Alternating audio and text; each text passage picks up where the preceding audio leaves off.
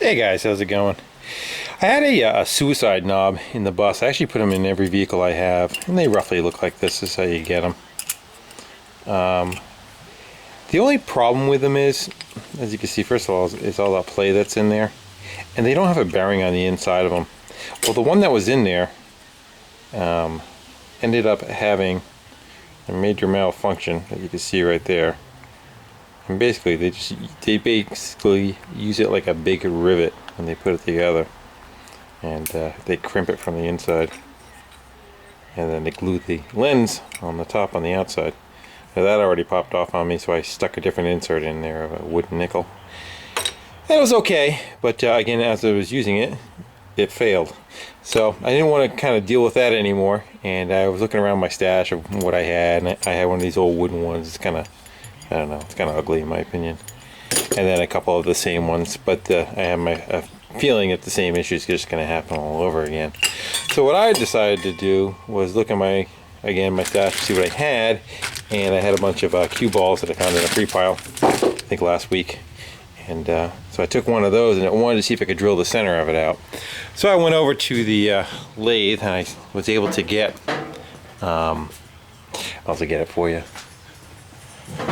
I was able to get one of the balls in the chuck,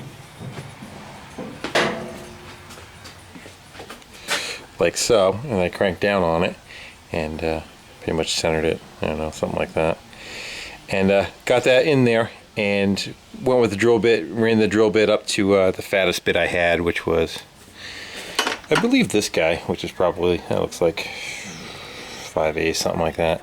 And after I got that bit in there, then I was able to get the boring tool in there, and I just hollowed it out to the size of a bearing that I found in another stash of junk. There was a box of gears that I had, and there's a shaft of one, but that's the bearing that was on it. So I was able to press that bearing off of there, and that's what I hollowed out the center of the ball to fit. And after I did that, I used the original body of it, and took it and actually just used a 2-part epoxy with a bolt, nut and a bolt going through the, nut and a bolt tightened up really good, and then the bolt, pretend this is the bolt and there's no gear on it sticking out, that went down into the piece inside here. It was a pretty good tight fit. So 5-minute epoxied that into there, let that set up, and then I had the hole with the bearing that went into the cue ball, and I sunk that in pretty far because I wanted the bearing to sit in the center of the ball so that you're not wrenching on it and wanting it to tear out. So the bearing's actually in the middle of the ball. So you want to see how it came out? This is what I got. I wish I had a full set with different colors to pick from with a little something of a red, but we now have a suicide knob that's nice and smooth. And I brought it down as tight as I can get it, but without touching. So I'm happy with that, and it makes it something a little different on the interior too. I was kind of thinking like a glass doorknob or something along that lines, but you know, nothing saying I can't make another one, right? But for now, I got a suicide knob back again. So that's that guy.